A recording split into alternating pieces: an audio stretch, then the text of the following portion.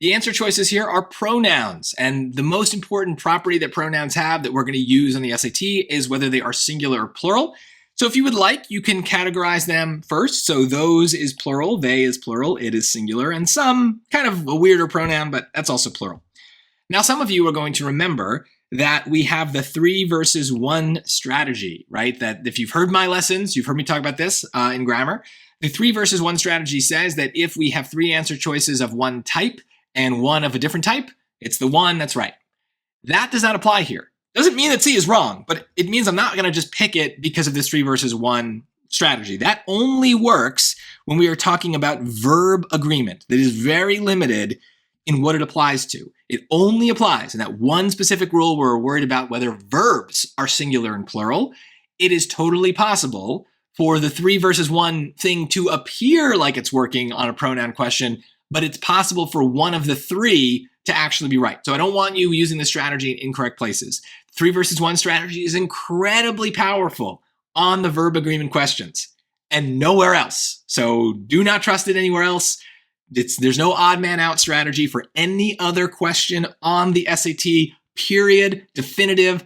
I stand by that forever. I know other tutors say that you can do this odd man out thing. No, no, no, no, no. Only works with verb agreement. So I'm really making clear that that only works there. If it happens to work in other places, that is just a coincidence. So let's see, what do we really need to know? Well, these pronouns are going to refer to something else in the sentence that's mentioned or in the passage that's mentioned. So I'm going to try to find what that is. Now, normally in a lot of these questions, I end up only reading the sentence with the blank, but because pronouns can refer to things outside of the current sentence, we should read everything and see what's going on. So I'm going to read from the beginning. It's a longer passage. Unsupervised machine learning is an approach that computer scientists like Nina Myolane use to engineer artificial intelligence technologies.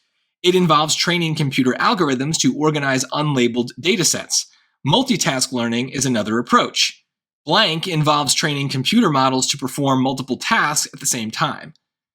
Well, I think since we're talking about multitask and then multiple, I think we're talking about multitask learning in this blank.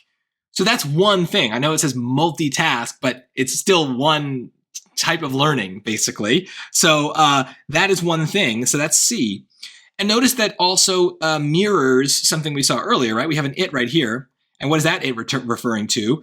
Unsupervised machine learning is an approach that computer scientists like this person use to engineer artificial intelligence technologies. It, meaning unsupervised machine learning, involves training computer algorithms.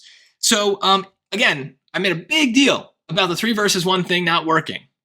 But here it looks like it works. But I really want to be clear. There are other cases where it might have been this case that something like choice B would have been right? If they said,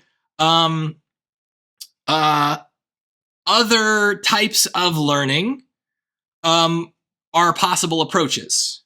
They involve training computer models to perform multiple tasks at the same time. That would be okay.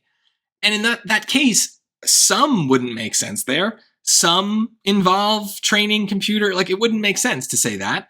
So that doesn't work.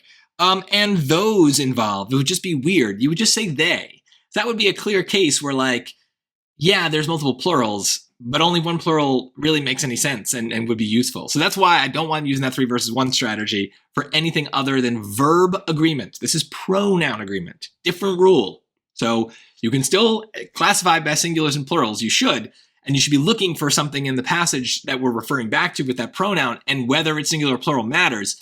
But we can't, unfortunately, just kind of pick one answer right out of the gate. We got to do the work for this rule. So hopefully that clarified things. But it's an important part of the process for all these different questions that we understand what rules have what strategies for the SAT grammar.